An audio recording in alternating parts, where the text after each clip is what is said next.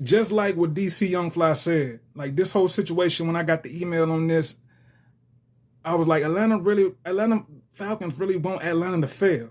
They want Atlanta to continue to fail and not prosper at all because, for number one, if you Matt Ryan, you already making yourself look bad and people are already ready for you to just get out the door. They ready to kick you right up your, out of the city. For you to make a move like this, and this being your first big move, and you do it like this, when you had just interviewed Antonio Pierce. Now I get it, y'all may be feeling some kind of like salty because when y'all was trying to pursue Antonio Pierce when he was the coach of the Las Vegas Raiders, he decided to continue to coach with the Raiders, and he didn't want to like come to Atlanta to coach at the time because he had the Raiders. He was focused on that. But when he went for an interview, y'all wasted this time and acted like y'all was thinking about having him in talks, but choosing Kevin Stefanski over Antonio Pierce. Another black coach with potential who could have really had Atlanta on the right path. Now, Antonio Pierce may not have the best record with the Raiders, but the Raiders wasn't Antonio Pierce calling at all. And for y'all to sit up here and do that and thinking that that's okay.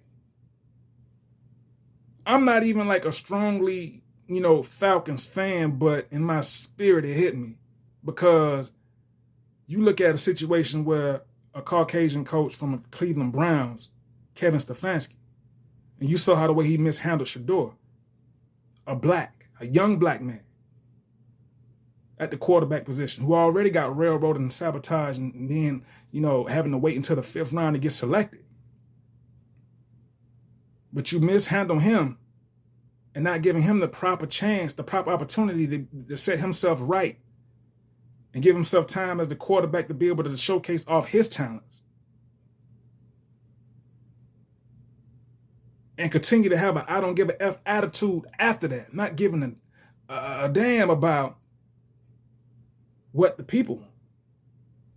This man has a strong hatred towards Shedeur, and he didn't care about what no one had to say. If the front office was with it, of course, Kevin Stefanski, to keep his job, he was going to be with it. But the front office, the organization of the Cleveland Browns, they are up to question as well. I'm sensing some sort of type of hate towards Shedeur as well from them because it shouldn't have took that long. And with this bimbo D-head Kevin Stefanski to get another chance at a head coaching position, I'm okay with that because I knew that was going to happen because he's not a black man. He's not a black head coach. He's a Caucasian head coach, so opportunity is going to come to him a lot quicker. That's just a fact. Not playing the race card. But to see him come to Atlanta, to the Atlanta Falcons, I said, damn, what do the system have against Atlanta sports teams, if it ain't baseball, basketball, and football? What kind of hate do this system of sports have against Atlanta so bad that they do not want Atlanta to succeed at all? Hell, we already know in basketball, they never gave Trae Young the right help he needed to be able to push to be a playoff contender. And yet alone at that, you don't going to get so far and not even deep in the playoffs, you're going to get like a little piece of the pie, like a little taste of the pie.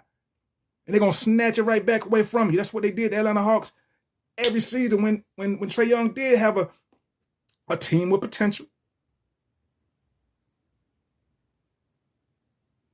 But the football with the Atlanta Falcons, this team was in the Super Bowl against Tom Brady. So we already know the potential that this Atlanta Falcons team can have if given the right opportunity, given the chance to have the right system, the right coach, the right staff. To coaching these young men in the NFL and older to see how far they can really go. But it's like they just slapping Atlanta in the face each time. Because you could have gave us Tim Harbaugh, or whatever his name is, the coach that just got let go from the Ravens. Why y'all didn't interview him? He didn't want to come down here. Maybe so. But anybody other than Kevin Stefanski, anybody but him, but for y'all to do that is a big slap in the face of Atlanta. It's a big slap in the face to the fans. It's a big slap in the face to the sports in Atlanta. We're going to put all the sports, baseball included. This is just a slap in the face to the sports system in Atlanta. Sports teams within the system. And just by this one terrible move, like it got to be the worst move you can make, being in the position of Matt Ryan is in, up there in that front office. This is so bad to the point where I don't think mentally that Matt Ryan is smart enough to be in the position in the front office to make these type of decisions. But it ain't about what you know. It's about who you know. The cliche saying go as far as long as it can go. For certain people of certain race. It's just a given fact. Just like what Cam Newton said, like, certain people should have a proper opportunity to be up in that front office and to make these decisions that are black men that used to play the game, like Larry Fitzgerald being number one. Should be given fair, equal opportunities to be in these positions to be able to make these type of decisions. What the hell do Matt Ryan know about making these type of decisions? He couldn't even make smart enough decisions as a quarterback.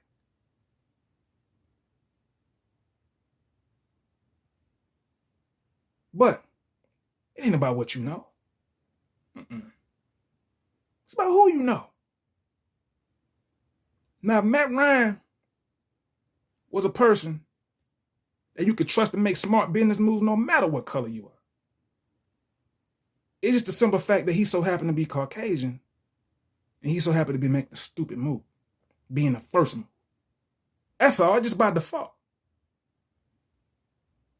I don't care what color you are, just make smart decisions. Make smart choices. Have a good imprint on how you start off. Because the first impression is always going to be the impression that's never going to be forgotten. This first impression is bad if you Matt Ryan. It's bad. It really is. If he would have made a better head coaching position than anybody other than Kevin Stefanski, I would applaud Matt Ryan because he's doing the right thing. In the position that he's in, he's doing the right thing. But clearly he knows nothing. And somebody else needs to be in his position, and he already needs to be out of it for making such a disrespectful move of a racist D-head, like, allegedly, like Kevin Stefanski.